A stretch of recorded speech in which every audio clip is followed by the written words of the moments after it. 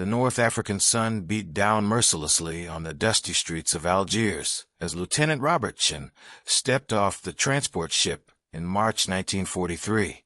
To anyone watching, he was just another American intelligence officer arriving to join the Allied command in North Africa. What they didn't know was that Chen carried with him the most dangerous assignment of his career, one that would take him deep behind enemy lines into Vichy-controlled Tunisia, where German forces were making their last stand in Africa. Chen's mission was simple in concept, but nearly impossible in execution. The Allies needed to know the exact locations and strengths of German Panzer divisions, preparing for what would become the Battle of the Kasserine Pass. General Eisenhower's intelligence indicated a major German offensive was coming, but they didn't know where or when. Chen's job was to find out, and he had less than 2 weeks to do it. What made Chen particularly valuable was something he'd never asked for and couldn't change. His father was Chinese, his mother French. He'd grown up in San Francisco speaking English, French, and Cantonese at home. This combination made him nearly unique in American intelligence. The plan was audacious. Chen would pose as a French Indochinese laborer, one of thousands of colonial workers the Vichy French had brought to North Africa. To the Germans, all Asian faces looked the same. They wouldn't question a Vietnamese worker any more than they'd question a Moroccan or Algerian. But first, Chen needed to become someone else entirely. In a safe house in the Kasbah, an old neighborhood of winding alleys and whitewashed buildings, he met his handler, a French intelligence officer named Marcel Dubois. Dubois had been working with the resistance since France fell in 1940, and his weathered face told the story of 3 years living in the shadows. "Your French is excellent," Dubois said, lighting a cigarette, "but it's too Parisian. You need to sound like you learned it in Saigon, from street vendors and colonial administrators. The accent is different, more musical. And you need to remember, you're not just pretending to be Vietnamese.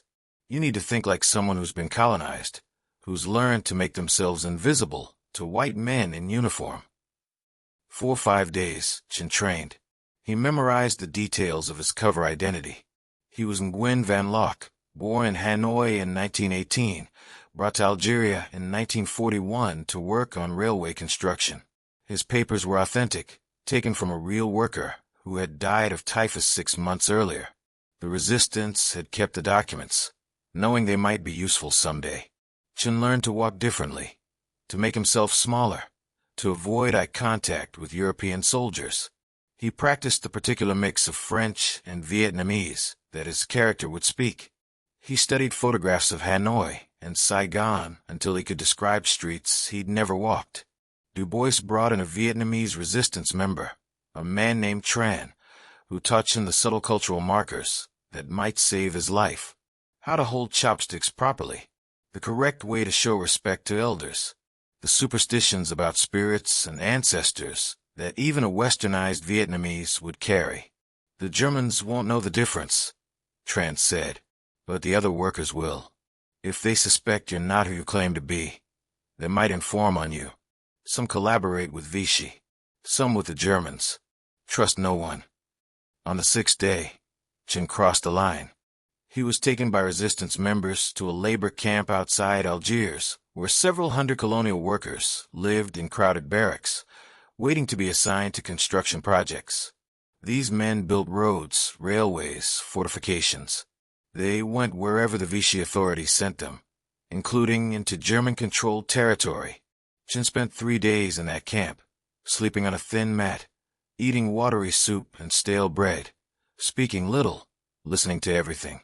He learned the rhythms of the place, the unspoken hierarchies, the guards who were cruel, and those who were merely indifferent. He made himself part of the background, just another exhausted face in a sea of exhausted faces. Then the call came. 20 workers were needed in Gafsa, a town in central Tunisia, to repair railway tracks damaged by Allied bombing. The Germans needed the rail line operational to move supplies to their forces at the front. Chen made sure his name was on that list. The journey took 2 days in the back of a truck, bouncing over rough roads through barren hills. Armed Vichy soldiers accompanied them, suspicious and hostile. The soldiers barely looked at the workers, but Chen knew that anonymity was his best protection. He sat in the middle of the group, neither too visible nor too withdrawn, and when the truck stopped for brakes, he squatted by the roadside with the others, drinking water from a shared canteen. Gafsa was a small town transformed into a military hub. German trucks and armored vehicles filled the streets. Officers shouted orders in German and French. The railway station had become a command center, with radio equipment and map tables set up in what had once been a passenger waiting room. This was exactly where Chen needed to be. The workers were housed in a warehouse near the rail yard, 50 men crammed into a space meant for cargo. The conditions were deliberately harsh. The Germans wanted to remind these colonials of their place. Chen used it to his advantage. Miserable men were angry men, and angry men talked. On his first night, he learned that a major troop movement was planned. Panzer divisions were being repositioned, but the workers didn't know where or when. Over the next 3 days, working 12 hours in the brutal sun repairing track, Chen pieced together information. A conversation overheard between German officers. A glimpse of a map being loaded into a staff car. The sight of fuel trucks heading east in convoys. But the breakthrough came from an unexpected source. Among the workers was an Algerian man named Rashid, older than the others, with clever eyes that missed nothing.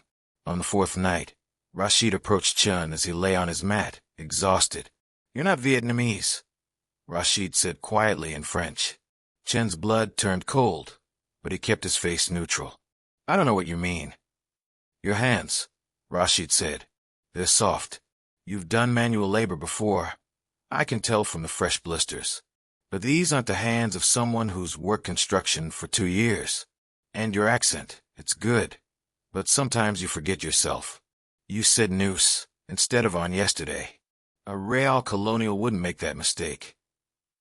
Chen sat up slowly, calculating distances, exits, whether he could reach his hidden knife before Rashid could call for the guards. But Rashid smiled. "Relax, my friend. I have no love for the Germans or their Vichy dogs, but I want something in return for my silence." "What do you want?" "Information. When the Allies come, they'll bomb this town. I want to know when, so I can get my family out. My wife and daughters live here. I don't care about politics, but I won't let them die in an Allied bombing raid." It was a reasonable request, the kind of human calculation that war forced on ordinary people. Chen couldn't give him a specific date, but he could make a promise. "If I get what I came for and make it back to Allied lines, I'll make sure your family situation is noted." "Where will they go?" "South, to my wife's village near Tozur. They'll leave within 2 days. Give me your word." "You have it." Rashid studied him for a long moment, then nodded. "The Germans are moving their tanks. I've heard officers talking. There's a place they call Kasserine Pass. Panzers are gathering there, hidden in the hills. I don't know numbers, but it's big. They're planning to attack the Americans." This was it. The intelligence Eisenhower needed. But Chen needed more. Numbers, unit designations, timing. Over the next 2 days, he pushed his luck further than was safe. He volunteered for extra work details that took him closer to German positions.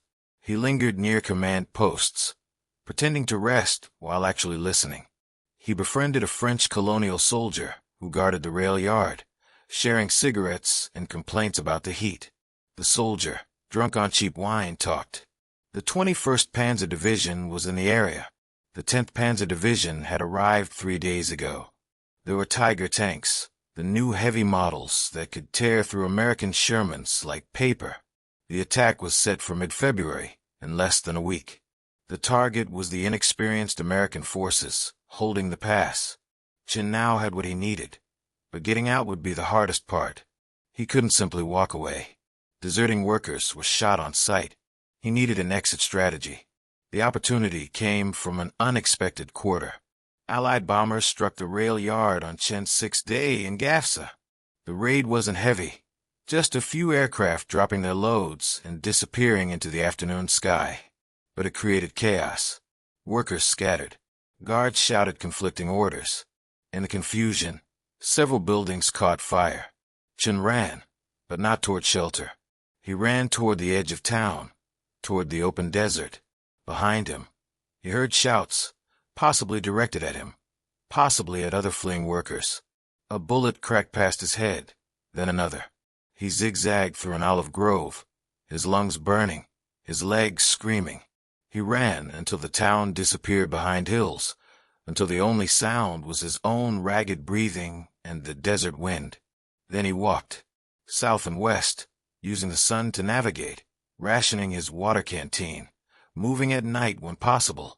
The desert was vast and pitiless, but it was also empty of German patrols. On the third day, delirious with thirst and exhaustion, he stumbled into a Bedouin camp. The nomad stared at this strange Asian man in workers' clothes, babbling in French about American lines.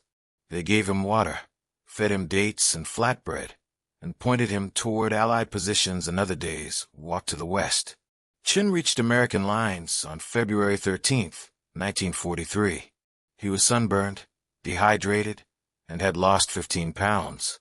But he carried in his head the intelligence that would help the Allies prepare for the German assault at Kasserine Pass. The battle, when it came, was still brutal. The Germans broke through American lines, inflicting heavy casualties and capturing thousands of prisoners. It was a humiliating defeat for the inexperienced American forces. But because of Chen's intelligence, the Allies had reinforced key positions, established fallback lines, and positioned reserves. What could have been a catastrophic breakthrough became a temporary setback. Within weeks, the Allies had regrouped and pushed the Germans back. Chen never received a medal for his work in Tunisia. His mission remained classified for decades. After the North African campaign, he was sent on other assignments, slipping behind enemy lines in Italy and later in France. He survived the war, though he carried scars both visible and hidden. Years later, after the war, Chen returned to visit Tunisia as a civilian. In a small town near Tozeur, he met an elderly Algerian man with clever eyes. Rashid had survived, and so had his family. They never spoke of what had happened in Gafsa, but Rashid's granddaughter served them sweet mint tea, and the old man smiled.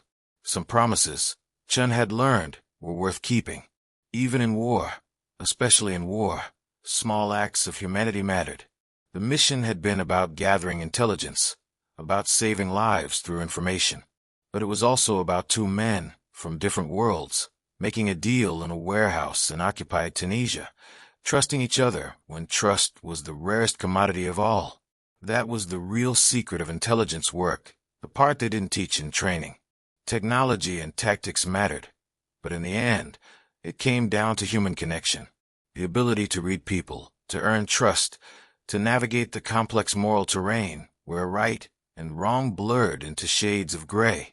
Chen had posed as someone he wasn't, lied to almost everyone he met, and broken a dozen regulations.